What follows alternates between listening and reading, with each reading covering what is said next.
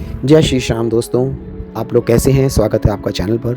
आइए आज एक बहुत ही सुंदर कथा श्याम बाबा की आपको सुनाते हैं। हो सकता है आपको अच्छी लगे और आपके मन को भा जाए और उस कथा से कुछ सीखने को भी मिले। किसी ने मुझे ये कथा शेयर की थी तो मैंने सोचा आपके साथ भी शेयर करूं और इस कथा को आपके साथ आपको सुनाऊं। तो ये पिछले कुछ सालों से आपने देखा होगा कि खाटू श्याम जी के भक्तों की तादाद दिन पर दिन बढ़ती जा रही है और बहुत से लोग जा रहे हैं उनके दर्शन करने, उनके दरबार में खाटू श्याम जी, चाहे वो सोनीपत हो, चाहे वो खाटू श्याम जी राजस्थान हो या दिल्ली में। और ये भी कहा जाता है कि खाटू श्याम जो हैं हमारे बाबा श्याम बाबा, जिस किसी के सर पर अपना हाथ रख देते हैं वो जीवन में कभी हारता नहीं है, इसीलिए उन्हें हारे का सहारा भी कहा जाता है। आज ये जो घटना मैं आपके साथ शेयर करने जा रहा हूँ, ये गुड़गांव में रहने वाले एक परिवार की है। ये घटना अभी 2 महीने पहले, अक्टूबर की है, 2-3 महीने पहले की है। अभिषेक और उनकी पत्नी नेहा गुड़गांव के एक फ्लैट में रहते थे। दोनों एक प्राइवेट कंपनी में जॉब कर रहे थे और 1 साल पहले ही दोनों की शादी हुई थी। दोनों एकदम मॉडर्न ख्याल के थे और ना तो उनको भगवान से कोई मतलब था, ना किसी कल्चर से और ना ही अपने घर वालों से मतलब था। दोनों पति पत्नी अपनी छोटी सी दुनिया में खुश थे। दिन भर जॉब करते थे और रात में होती थी पार्टी। इसके अलावा उन्होंने और कोई दुनिया नहीं देखी थी। ऐसे ही समय बीत रहा था। कुछ दिन बाद अभिषेक और नेहा को पता चला कि वो दोनों माता पिता बनने वाले हैं और ये खबर सुनकर दोनों की खुशी का ठिकाना ना रहा। दोनों ने ये खबर सबसे पहले अपने माता पिता को दी।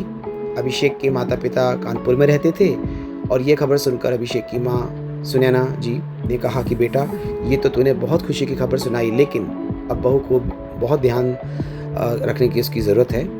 तू अब उसकी नौकरी छुड़वा दे और यहाँ आ जा।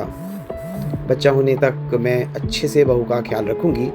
और तभी नेहा उन्हें आने के लिए मना कर देती है। जब उसको ये पता लगता है कि ऐसा कुछ प्लान बन रहा है, वो मना कर देती है। अभिषेक नेहा को समझाता है कि माँ को जाने दो, वो तुम्हारा अच्छे से ख्याल रखेगी, ध्यान रखेगी। लेकिन नेहा कहती है कि आज के समय में किसी को ज़रूरत नहीं पड़ती और तुम्हारी माँ बहुत ही पुराने ज़माने की है।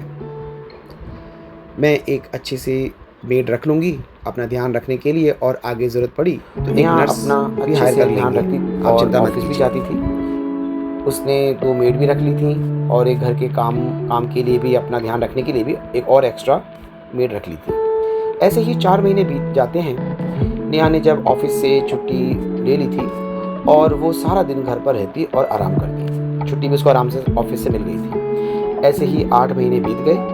अभिषेक की माँ रोज़ फ़ोन करके नेहा के हालचाल पूछ लिया करती थी। एक दिन नेहा घर पर आराम कर रही थी, तभी उसे बहुत ज़ोर से प्यास लगी। उसने अपनी मेड को आवाज़ दी, लेकिन कई बार बुलाने पर भी कोई नहीं आया। नेहा धीरे धीरे चलकर किचन तक गई और पानी लेकर आई। फर्श पर अभी पोछा ही लगा था, इसलिए थोड़ा गीला था। नेहा ने ध्यान नहीं दिया और उसका पाँव फिसल गया। वह बहुत ज़ोर से पेट के बल ज़मीन पर गिर पड़ी। नेहा ज़ोर ज़ोर से चिल्ला रही थी, लेकिन घर में कोई नहीं था और वो दर्द से बुरी तरह तड़प रही थी। बहुत देर चिल्लाने के बाद वो बेहोश भी हो गई। थोड़ी देर बाद जब दोनों मेड घर आईं तो नेहा को देखकर घबरा गई और उन्होंने अभिषेक को फ़ोन किया। कुछ देर बाद नेहा को हॉस्पिटल में एडमिट कर लिया गया। अभिषेक बहुत डर गया था। कुछ देर बाद नेहा का चेकअप करने के बाद डॉक्टर ने बताया कि माँ और बच्चा दोनों ठीक हैं। उसके बाद अभिषेक और नेहा घर वापस आ गए। 2 हफ्ते बाद नेहा की डिलीवरी हुई और उसने एक बेटे को जन्म दिया।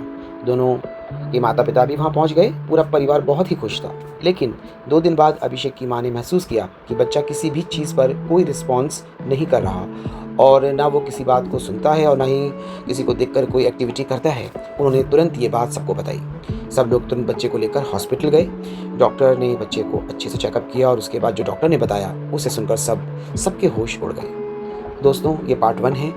अगली वीडियो में मैं इसे कंटिन्यू करूँगा और आपको बताऊँगा आगे क्या हुआ। और इस वीडियो को ज़रूर शेयर करें, चैनल को सब्सक्राइब करें अगर वीडियो आपको अच्छी लगी है। जय जय श्री श्याम।